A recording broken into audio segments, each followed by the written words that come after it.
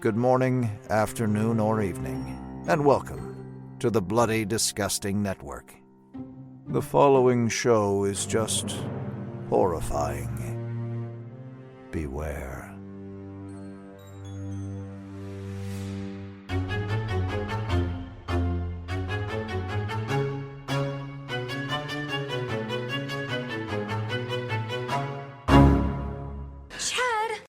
Serial killer on the loose. Please don't say you want to choke me. Okay.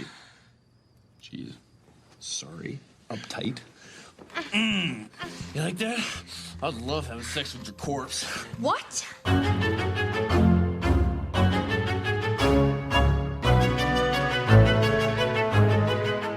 And welcome back to Porno Queers. I'm already hard, and this is X-rated. And I'm Joe. And I'm Trace, and I'm definitely not hard because I watched Scream for me today. Hello, everyone. We're the Horror Queers, and we are trying something new. We are looking at a porn parody and actually going to be reviewing, quote unquote, this porno. Yeah, sure. Let's go with that. So, of course, today is the day that Scream 2022 hits theaters, so we thought we'd do a surprise and, review the Scream porn parody. I'm sorry, the Scream gay porn parody, Cream for Me, courtesy of Bromo.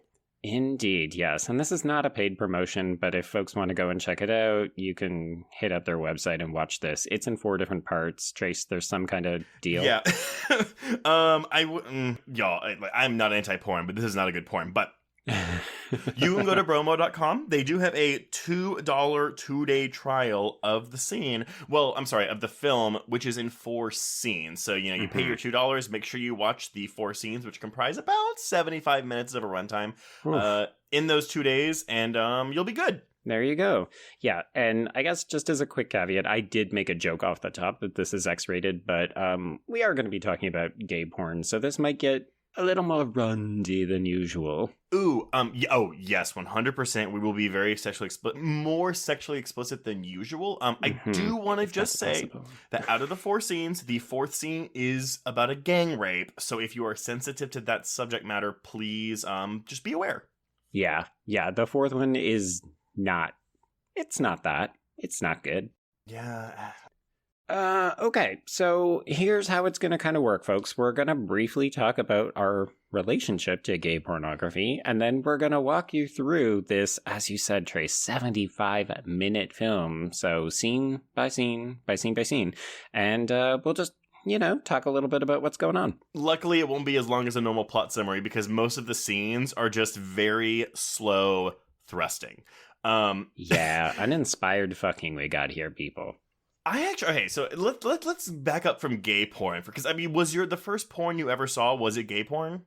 No, it was 100% pirated, like kind of Blue Nuit scene on cable after my parents went to bed on one of those scrambled channels. So it was like, I'm pretty sure it was magician porn. It was like a magician fucking a lady on a beach. But like picture like blue and gray with like squiggly lines obscuring everything about every 2 minutes. Okay, well, if my mom listens to this, she's going to be very mad at my dad, but I have to tell this anyway. It's a really funny story. Here we go. But, no, so when my dad told me about sex, I was in 5th grade. Like, he had to give me the talk. He told me we were going to Blockbuster, and he locked me in the car and told me about sex on the way to Blockbuster. Oh, gosh. Okay. But I remember, I've talked about this in the podcast before, that my mom made my sister and I watch an Oprah episode, and it was like, they were doing segments, and we went from the one segment my mom wanted us to watch to the next segment, which brought up, like, I guess pedophiles, and like it showed like an internet chat, and it was like, oh, like, do you masturbate? And my mom was like, whoa, whoa, whoa, and like changed the channel immediately because my sister's 2 years younger than me. We didn't know what masturbation was, and even though I had the sex talk, I was probably in 6th or 7th, probably 6th grade by this point. Okay. But I asked my dad, I was like, what is masturbation? And he told me what it was. And in this conversation, he also told me that he had a bunch of porno tapes that he kept. He didn't tell me where they were. Well, that just means that you get to go looking, doesn't it? The funny thing is, my parents are gone one day, and I go to my parents' walk-in closet. My dad has a boot box, like a shoe box, but for boots. It's like a. Oh my God, so obvious, Dad. Come on. I mean, but it's like the fucking size of a PlayStation 5 box. But yeah, so I pull it down, like maybe, and sure enough, there's like 18 VHS tapes. Oh, hello, Daddy. So me in 6th grade spends my entire middle school career going through these pornos. I even had a friend Working your way through? Yeah. working my way through them. I had a friend who came over when I told him I had these things, and we would masturbate next to each other as we watched them. Yeah. We never. He's not gay. He never was. Isn't today. But we definitely did do the a mutual masturbation thing once because he got a condom, and I was like, I want to know what that feels like, and he was like, we'll use the condom, and then I'll come in and then you can use it, and so we. Whoa! What? Okay, this is a different direction than I thought the story was going to go. It's a funny story. So yeah, basically he used the condom. I jacked him off, and he came in it, and then he pulled it off slowly, and I put it on my dick with his cum still in it, and he jacked me off. And that's how you became gay. Yeah. So that was my exposure to porn. Oh my God, my mom's gonna be so mad at my dad, but it's okay. But I didn't discover gay porn until I probably got to high school, and I started using the internet more on our family computer. Mm-hmm. And I ended up going to manhunt.net a lot because they had a blog. They had a blog that oh my God, I think the guy's name was DeWitt, who I always wanted to see what he looked like, but he was a gay porn blogger. Oh my God, I love this idea because it's like reading Playboy for the articles. Sidebar: Playboy is a legitimate publication. They did a lot of good work in that regard. But yeah, I vividly remember, because I didn't have access to this either. So I was 100% sneaking down using my family computer in the living room in high school to be like, I'm not looking at porn. What are you talking about? And it was 100% trying to find either short clips, because I mean, we're talking the late 90s for me, so it was very much a bandwidth issue. You could not just stream videos. It was dial-up. It was dial-up fucking dial-up. So you're like, oh my God, thrust faster because I could be discovered at any minute. Especially if you're masturbating with your pants around your ankles. Yeah, that as well. I mean, my favorite thing about gay pornography, honestly, I did not really get into straight pornography. I didn't have friends who showed me their dad's magazines. My dad, from what I could see, did not have that. I discovered my parents' contraceptive stash once, and I was like, what is my mom had spermicidal foam or whatever, and I was like, whoa, what the fuck is this shit? But spermicidal foam. That's such a weird combination of words. I feel like it's the sponge thing from Seinfeld, where it's they just don't make that anymore. They probably do. Health officials get on me. I mean, it really puts you in the mood, right? Do you have the spermicidal foam in your nightstand? Basically, it's that's the opposite of lube, but thank you so much. But the thing I always loved about pornography, and it's funny because we're having all these conversations about streaming services and how easy it is to get pornography, how easy it is to watch movies online now. But I remember when I came of age and felt comfortable enough going into a sex shop, it was looking at all of these oversized boxes. And I actually read a funny academic article about it when I was in university, and it was basically about straight pornography is kind of dirty. It makes you feel shamed for having sexual urges. Yeah. Whereas gay pornography, it's all of these smiling dudes with giant fucking dicks. And you're just oh my God, being gay means that it's 8 to 12 inches and mustache rides for days. Because we've talked about my cum fetish before in this podcast. And obviously my dad's porn was all straight porn. But I remember there was this one video. And of course, I always gravitated to one scene where it was 2 guys and a girl. But there was... Oh, sure. It was the closest you could get to guys touching each other, and or whichever scene had the most obvious picture of dick. Oh, for sure. And of course, if it's the guy, one guy is in the vagina, the vulva, whatever the fuck, but one guy is in the hole, it's their balls are touching each other while they're fucking her. But but it was also there was always one scene of this guy coming on a girl's pussy, and I would watch that scene on repeat because I was fascinated by the cum shot, which I think led to that. But it was also he was trying to they were trying to get it done before the dad came home, so there was a lot of setup to the story where it was oh, we have to do this, this, and this before my dad comes home. And so channeling this into my relationship to porn now, for me, what I look for in porn, I actually do look for the setup. The actual, like, very lengthy scenes of fucking or foreplay. I mean, don't get me wrong, I enjoy them, but what I tend to do is I tend to watch the 5 minutes of setup if the scene affords me that, because sometimes they start and they're just fucking right away. Oh my God, the worst. I hate it. I know for some people it's exactly what you want. Like, you just want to get off, so you want to go straight to the fucking. But for me, no, it's all about the glorious setup. Like, give me a ranch hand who gets discovered in the barn. Give me the dad who walks in. Well, I don't love the incest stuff, so I'm not going to go there. Okay, that's a segue into me then, because no, okay. Again, I watch porn. I love the setup. I watch the full setup because that's what gets me the hardest. But then when it comes to the, like, okay, we go into a blowjob. Cool. I'm going to watch the beginning of that, skip ahead to the end of that. Oh, always. So much skipping ahead. Then we get to the rimming. Cool. I'm watching when we first start tonguing the asshole. Then I watch to the end. Then I skip ahead to the end. Same with the fucking. But with the setup, so one of my favorite, like, scenario is like, oh, best friends, like, they can be straight or not. I don't care. I'm not a whole, like, oh, like, straight baiting shit, like, whatever the fuck. Like, I don't care if they're gay or straight. I just want two friends who somehow, like, one of them grazes the other one's thigh, and then they're like, oh, and, like, they start touching it. So I like that kind of, like, experimentation thing. However, when searching on Pornhub, it's hard to find really long scenes like that. So what I have found, the easiest thing for me to find with that kind of similar setup is either massage porn. So, you go get a massage, turn over, you're hard, the guy starts like, boom, there you go. Right. And stepbrother porn. Oh, God. So it's not technically incest because they're not technically blood related, but it's very much a, oh, you're my stepbrother. Oh, we shouldn't be doing this, but let's do it type thing. So that's what does it for me. Right. I have so many funny thoughts. Just, folks, pay for your porn because they are performers. And, it's easy to go to something like Pornhub and just get it for free. But also, I mean, if you like it, you should pay for it. That's the PSA message.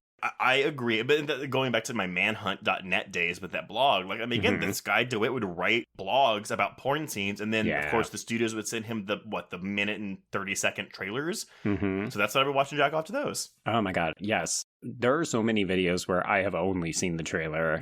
Don't really have an interest even in watching the movie because you're like, oh, this is a best of. Yeah. Because they often do the setup and then they give you like speed cut of here's the blowjob, here's the rimming, here's the mutual masturbation, here's the overlong fucking in 8 different positions. Oh my where you're God. like, okay, sure. And then let's get to the good stuff. Oh, that's the end of the clip. God damn it. I wonder if there are people like something like, oh my God, like y'all rush through all this shit. Like, how boring are y'all? I'm like, I like the setup. I like the setup, and also I like gratification, motherfuckers. I don't have 2 hours to masturbate. I'm sorry, I'm busy. Well, yeah. Well, I had a boyfriend in high school though that would literally in college. Edging for days. He would go and watch 3 hours of porn. And I would go walk in and be like, "You're still on the floor jacking off while you're watching your third hour." Which, no shame if that's what you like to do. By all means, sure, it's your kink. That's fine. It wasn't good for our relationship at the time because he was like going out of his way to like go watch porn instead of do things with me. Right. Actually, that's kind of ironic because that was very much like how I ended up getting too much into gay porn is my first relationship, which I've kind of mentioned on and off. It was a long-term relationship, and towards the end, obviously, we were not being very nice to ourselves because he had been cheating on me for a very, very long time, but he definitely had a porn obsession to the point where it was like, I can tell you every performer from like Falcon and Sean Cody and all the sites, Corbin Fisher, Randy Blue. I can tell you all from like a 10-year period, every single performer. Yeah, I can't tell you really performers. I can tell you the sites. I mean, like, for sure, Corbin Fisher, Randy Blue, Sean Cody is actually one of my favorites. I do like it, yeah. But it's also the most, like, if you have body dysmorphia, like you do, that is not the best site, to be honest. It's not great for me, no. And we could sit here and talk about porn forever and ever and ever, but I will say one of the things that I've appreciated about porn is that it has been kind of catching up in terms of like quote unquote social progress. It seems like a lot of the time we're actually getting more diverse performers. We're getting sort of more varied practices. Like, I appreciate that if you're into kink, like, there are so many sites that you can go and watch now. And, like, I have thoughts about that fourth scene, but, you know, I appreciate that we get into some light bondage so that if that was your thing, you might find something to enjoy.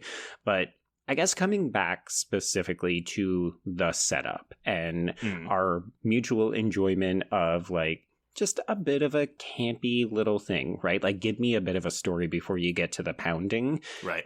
I think that that's a good segue for us to talk a little bit about this, but it wouldn't be Horror Queers if I didn't bring in an academic article, Trace. Oh my God. So I did find a piece by Joseph Brennan called Gay Porn, brackets, Horror, bracket, Parodies, and this is in Gender and Contemporary Horror in Film. And it's really fun because they're specifically looking at the relationship between the riffing and the comedy and how some of these porn parodies go into actual, like, they try to make scenes horrific. So we talked about how there's a coercive or like even sexual assault segment in this foursome, and they say that that's like the closest that this gets to actually doing that. But for the most part, this is really, it's a riff on Scream, it's mostly comedic, and it even kind of descends into Halloween costume parody. Well, my issue, so I know we're gonna go scene by scene. The most successful of these scenes, and I mean in terms of parody and in terms of sexiness, and like, we're judging on a scale of these scenes here. Yes. Is the third scene, which is the longest one, but it's the garage Tatum scene. Yeah, I actually did find that one, because I hesitate to use the word inspired, because I think that this is pretty low-hanging fruit. Right. But there's Really Lazy, which is scene number 2, which is the one that takes place in the bathroom of a cinema. And you're just like, literally, this is just a porn scene. I don't even know why this made it into this specifically themed Scream parody. Well, it's supposed to be Sydney in the bathroom with the girls, but it's clearly a public restroom with horrible acoustics. Oh, see, I definitely thought that this is the Omar Epps in Scream 2 sequence. Oh, shit. Well, see, I would think that if all of the... Well, I was going to say all the others, because what is the last scene? Oh, the last scene makes no fucking sense, except that I do think it's trying to do Scream 4 because we're seeing the... whatever we want to call these ghost faces, sexy ghost face, we're seeing them film the sex, which is AKA filming the murder. I mean, I don't think any of the parody is on point here. I mean, the first one kind of is a little fun in the beginning. The garage one gets it the best, but also yeah, it does. Whatever, the acting, whatever. But I also don't think these are filmed very well. Like, these, you said it, these are lazy. Oh, yeah. In the bathroom scene, there's a shot where we're close up on the asshole as the dick is going inside of it. Which, always. But you can hear the tops, Ghostface's feet, the shoes sliding on the slick floor, and they keep it on this whole shot because they can't show his feet sliding on the floor.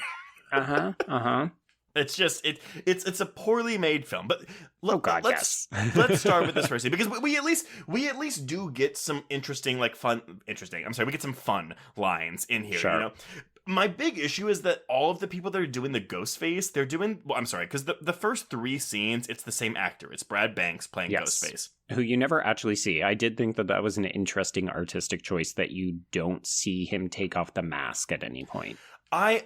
Yes, I think it's an interesting artistic choice. It is not for me. It's not successful, no. Well, but here's the thing. Some people may find that sexy. You know, it's the anon sex where it's like, I don't know who's fucking me. Like, okay. Sure, yeah. Watching porn, that's not what I gravitate towards. So I found all of this deeply unsexy. Not uncomfortable. I mean, we'll get to the rape stuff You're later, just like, it's not hot. Yeah. I like to see the kind of intimacy and connection. I should just be watching like porn for straight women. Well, and I'm not saying we have to have really fast pounding and thrusting throughout the entire sex scene, but there was such a lack of energy from everyone involved, except for the bottom in this Tatum scene. Well, that would be Vadim Black, yeah, and he's more of a bottom, so I think he's a little bit more comfortable with it. So Ghostface never bottoms in any of the 4 scenes. Right. And the guy in the first scene, Tom Faulk, is very much a gay for pay actor. Like almost all of these actors, I believe, are gay for pay. But with Tom Faulk, he is so lazy when it comes to both line delivery as well as like, this sex is uninspired. And when I think of the youth of America watching this to get off, this is uninspired, folks. We should be demanding more of our pornography. Well, and I know it's a parody, but the problem is the people. So Banks and it's again still some of these porn. Well, you should still be showing fucking that's enjoyable. But they're also doing the Ghostface voice from Scary Movie. Like, oh my god, I thought that same thing. I kept waiting for like one of them to smoke a blunt and have like the goofy face Ghostface mask. And I get it. I get it's a parody. So hey, let's do the Scary Movie voice because it's a parody. But also, like, even in like the fourth scene where I'm like, but okay, you're doing this gang rape scene, maybe you shouldn't do the jokey like Ghostface voice. Maybe you should do something that's a bit more threatening. I mean, whatever. Anyway, so okay. Focus on the first one. Well, we have some fun dialogue, right? Like, what's your favorite vintage porno? And you hang out with me again and I'll fuck you like a pig. See, I'm doing the Scary Movie voice here. And this is what we have the capacity to do. What do you want? To see how tight your asshole is. I chuckled. Oh, yeah. Yeah. I mean, I think even the swapping out of a knife for a pink dildo is amusing, right? Right. But then we get this chase scene, and I'm putting it in quotes. Oh, God. Because Ghostface chases Tom Faulk around the kitchen island, which is fine. We have music playing, like suspenseful music playing during this. Yeah. Problem is when he catches him, we then have these really clunky shots of him trying to get his clothes off. And it's just like, I'm checking my watch right now. Well, here's the thing. Yes, it's a porn parody, but you are going to try to replicate the beats of a horror film, in which case Tom Faulk should be putting up more resistance, and then we get into more of like a rapey territory, but at least commit to that if that's where you want to go with this. Yeah. Instead, we just get, like, it looks like two uncoordinated performers who haven't decided how they're going to disrobe before they go into impassionate fucking. So it's like, either cut or resist, or have it be like, you know what, Mr. Ghostface, you look really hot under this robe. Yeah, I do want to fuck you. And then, like, get into it. Well, and that's the issue, right? Like, so much of it's just like, oh my God, your cock is so big. Oh my God, but delivered just like that. Yeah. Yeah, it's not even like reading it off cue cards. It's, I can't be bothered to learn my lines. Also, where's my $5,000? Like, so the comedy works better because we have the, oh, fuck my ass, Mr. Killer. Like, okay, cool. Like, I'm laughing. Sure. But yeah, nothing is sexy to me about this. And I'm curious, listeners, if y'all found any of this sexy, if you sought out these clips. Right. Not to shame you, I'm just curious if, like, I'm curious about your sexual interest if this works, but... Trace is always interested in these things. But even, so we go through a couple different positions, but even at the end, you're gonna laugh at me. So when Ghostface Brad Banks is coming, Tom Faulk is like, oh, come all over me. And I put in my notes, which I have notes, by the way. Come all over me, but he doesn't. He just dribbles a lot of cum on his hole because unfortunately our top Mr. Brad Banks isn't really a shooter when it comes to cum, which isn't a problem. Well... yeah. But I mean, here's the thing. We're looking for a bit of a finish, and this kind of looks like a sad, like, I'm looking for the Mentos in the pop bottle. I'm not looking for, like, a really sad kind of dribble. Well, that's it. He just kind of, like, dribbles on his hole, so he doesn't come all over him. He just, like, coats his hole a little bit, and that's it. Yeah.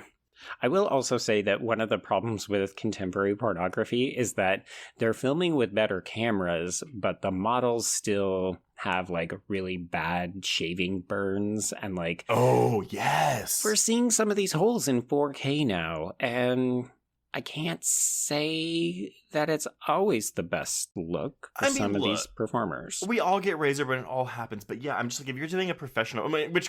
I don't know intimately the business of pornography, but I mean, like, these are clearly like low end, low budget. I mean, I'm not a Bromo frequent visitor. Like, I don't ever think I've actually gone to the site by choice.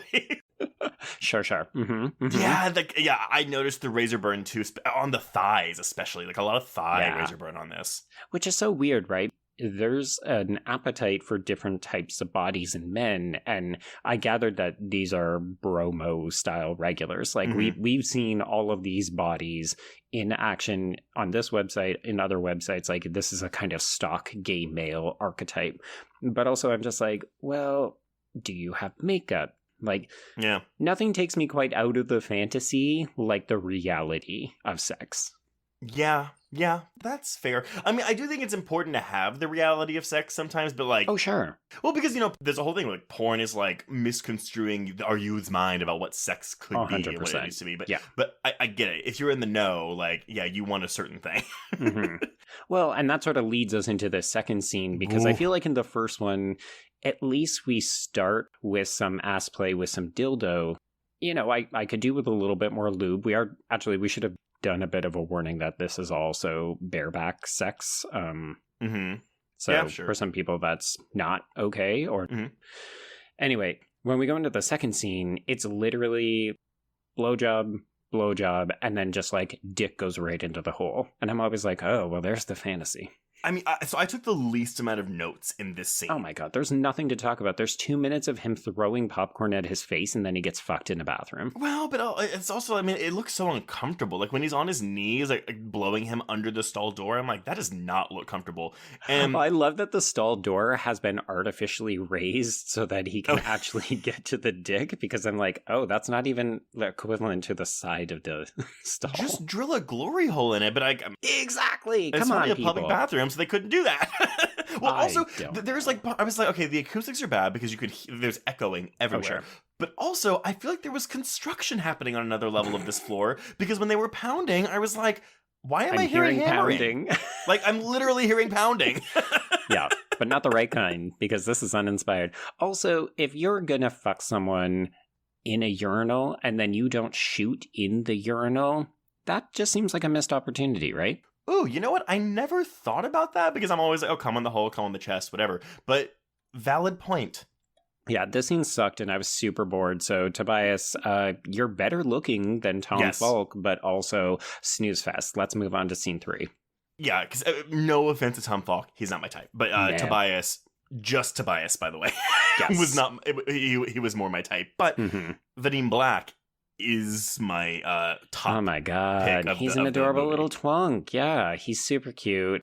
We'll probably get in trouble with this because he's not a good person, from what I recall. But I don't know the porn industry, y'all. I'm sorry. He looks good, and he's also. I feel like he's at least giving a little bit to this performance, because we now are up to the scene that's doing Tatum in the garage. Well, okay, yeah. So his line deliveries are the most convincing out of the entire film. He gets, oh, what porn is this from? I come in your garage. Please fuck me, Mr. Ghostface. I want to make it to my orgy. But also during the sex, because again, this poor Brad Banks is just like, maybe it's because there wasn't enough lube, but he's just going very slowly topping these people. But there's a part where Black is like, fuck me fast, come on, go no, like, go, really, go. I'm actually asking you. And I was like, yes, like, demand this from him. Where is that power bottom energy that we are so enthusiastic for? And look, as someone who doesn't bottom very often, but has like had good experiences, bad experiences, like I get that you can't just fucking pop a dick in there. No. This is porn. Yes. I mean, yeah, and that's just it, right? With the porn, like, when Black gets caught in the sort of doggy door between the garage and the house, which is, again, a funny moment, because it's unexpected, right? Like, you don't think that's where it's going to go, so when it does happen, you're like, oh, okay, funny. Because what happened was the bottom comes first, which I was like, okay, cool. Well, that normally happens, I guess. But the top did not come. Yeah, so the scene has to continue. Well, but I didn't. I was like, oh, I guess the scene's over. But then, they do the whole, oh, he gets stuck in the pet door bit and gets fucked again. And I was like, oh, good for you, movie. Yeah. I will say, I had my kind of kill by kill goggles on while I was watching this. And I love the set design, because this is a very empty garage with like a couple of stage props. Of course, there's a workout ball, so you know that somebody has to get fucked on it, because it's like, it's just a rule. If you see one of those in porn, you have to fuck on it. But I also love that the reason that Black is in this garage is because he is selecting from, there's got to be about 12 different dildos, and then like an industrial sized bottle of lube that he is picking from in the garage. It's a variety of butt plugs and dildos that are only on one shelf of this 5-shelf thing. So it's like a beer bong on one shelf and whatever. Yeah. But also there's a part where he's getting fucked against it. And literally, so he's shaking the shelf and these dildos are just flopping to and fro. I loved it. I was just like, this is such a funny image. I know I'm supposed to be getting turned on by this, but all I can do is like, if those dildos and butt plugs start to fall and hit him on the head, it's Looney Tunesville. Well, and again, when he's stuck in this garage, this pet door, he again time goes, "Fuck me, please. Just go harder. Go hard. Come on." Like, literally just like that. And you know what? Mr. Banks has an enormous, well, not enormous, but a much bigger cum shot in this scene than he does in the first two, because the bottom is giving him something to work with. Oh, well, or maybe this was the scene that was filmed first, and then poor Brad Banks had to do a second scene in like a very short turnaround time. Maybe. We'll drink more water. Wow. And also have some pineapple or something like that. Well, that doesn't make you cum more, but drinking water will help you cum more. Well, no, but I'm segueing us into the third scene where we finally get a fucking facial because, my God, I don't need to see this many holes get creamed when there's faces that could be getting coated. Yeah. So, I realized I was like kind of like poking fun at the rape play. Obviously, I know people are into rape play. That's a fantasy of theirs. I just, sure. I'm not opposed to it. I mean, like, I'll watch it, but like this scene did not do it for me. Yeah, I've seen far, far worse. So I'm not going to pretend like, oh, if you're very sensitive, this is going to send you over the edge. So we've got James Parfitt, who is the bottom in this scene. He's running through the woods and he's being stalked by 3 different Ghostface. And the joke is that he gets the phone call and he goes, what do you want from me? And they're like, we're going to make a movie. Run. That's apparently the punchline. So he runs into this barn and then this is where they kind of string him up. Well, because he goes, I already told you my favorite porno was. Like, yeah, we're going to make a movie instead. Yeah, well, yeah. And honestly, a factor contributing to my dislike for this scene is also the barn. There's literally a scene where one of the guys starts fingering him. It's late in the scene. And there's just a piece of hay straw, like, on his taint. And I'm just like, oh, yeah. It looks super uncomfortable. There's a moment where they kind of hog tie Parfitt so that he's got his knees up so that they've got, better access to the butt. Right. And you can actually see that he's got either bruises or cuts on his knees. And I was like, I mean, he could have had a skateboarding accident, but part of me thought, oh, is it because you had to give head in a fucking barn full of straw? Yeah, correct me. Remind me. So before they hog tie him, they have him like tied up with rope, like under this beam. Do they do anything with him when he's tied up like that? Do they just blow him? No, they're just fucking him. Okay, they're still fucking him. I'm sorry.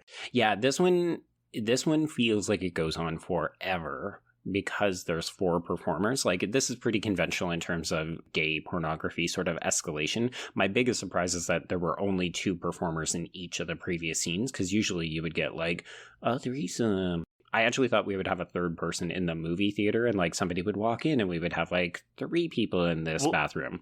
It was so funny. I sent someone a clip of Tom Faulk getting dildoed in the first scene. I was like, look what I'm watching. And they were like, oh, it's Bromo. Oh, I'm sorry. Are you watching 2 to 3 scenes of like couples and then like a final scene of a gangbang? And I was like, yes, exactly.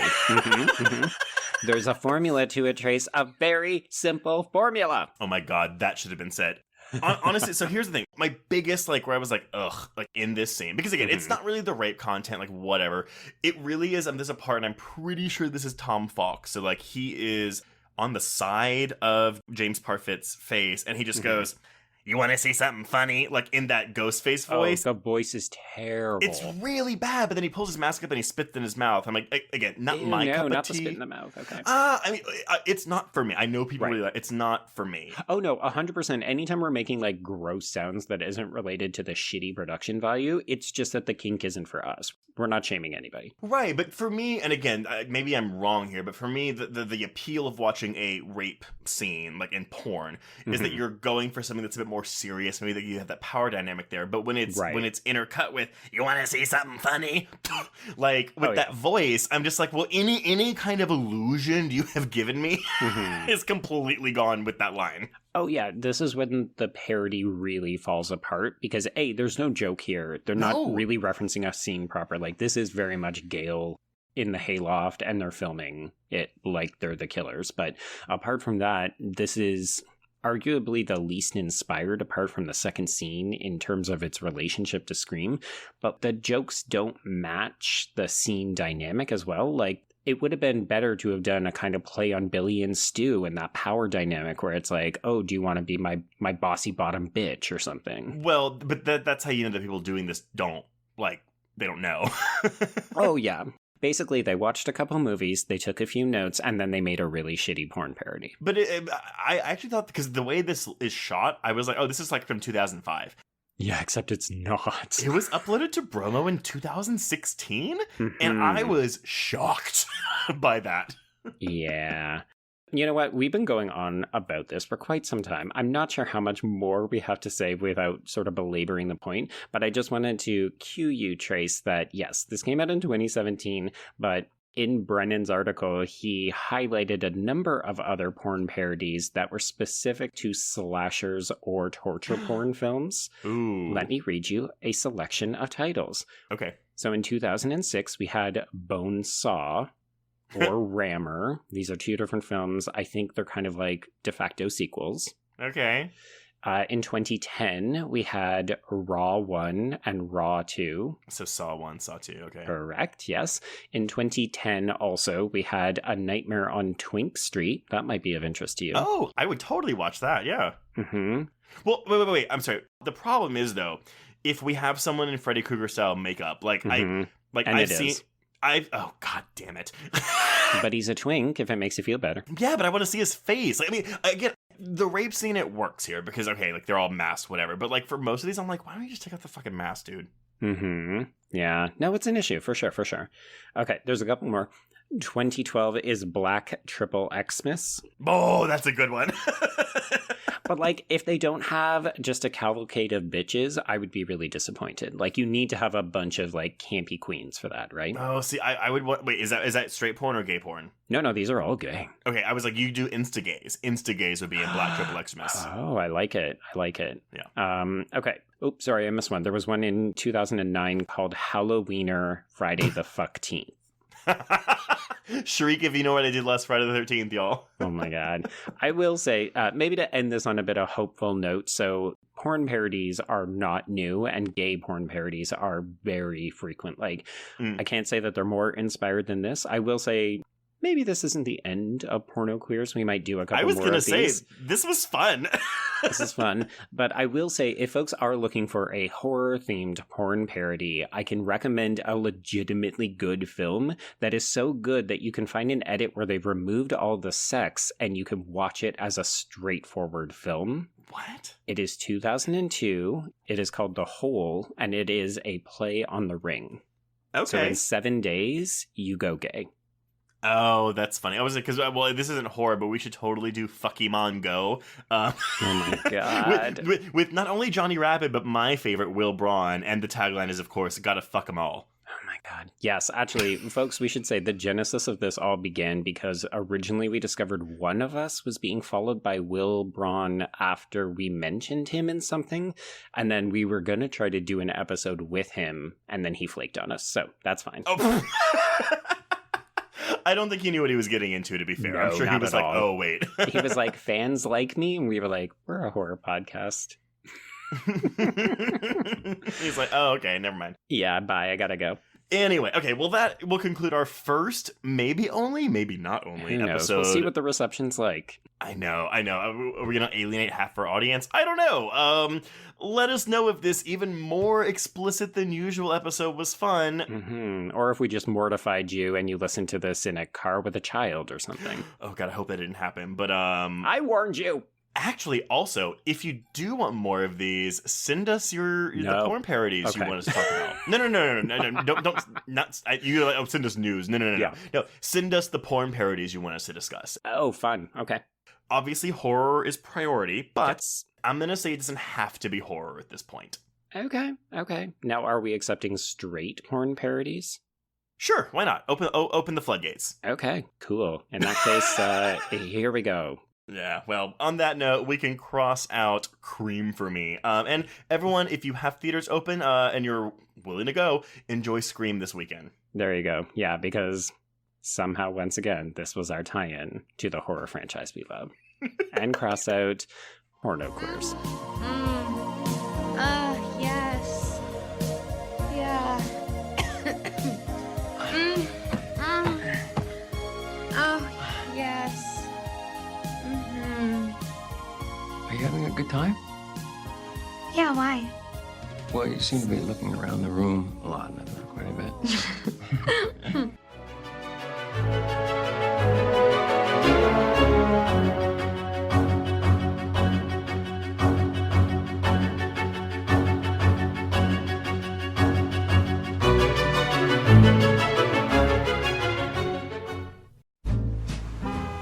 Atlas Avenue.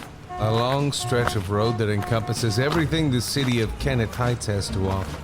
Neon lights, traffic, crime, the hustle and bustle of everyday life, and the craziest of characters. My office was above it all. My name is James Locke, and I'm a PI. Hello, Mr. J. How the hell you doing today? Good, Edith. Nearly every year I have a new case. New people to meet, new clues to discover, and new problems to solve. But I do it the old-fashioned way. No technology. Nothing post-1950. Hell, I don't even listen to podcasts, but you should. Atlas Avenue Beat is a spoof of the film noir genre with goofy characters, tons of wordplay, and non-stop raunchy humor. There's also 3 whole seasons out right now with more on the way. Just search for Atlas Avenue Beat wherever you listen to podcasts or visit us online at bloody.fm. It was late in the afternoon when the professor and I took our way towards the east, whence I knew Jonathan was coming. Jonathan Harker has asked me to note this, as he says he is hardly equal to the task, and he wants an exact record kept. Dear Madam Mina, I have read your husband's so wonderful diary. Strange and terrible as it is true. I will pledge my life on it. God preserve my sanity, for to this I am reduced. Safety and the assurance of safety are things of the past. I am in hopes that I shall see more of you at Castle Dracula.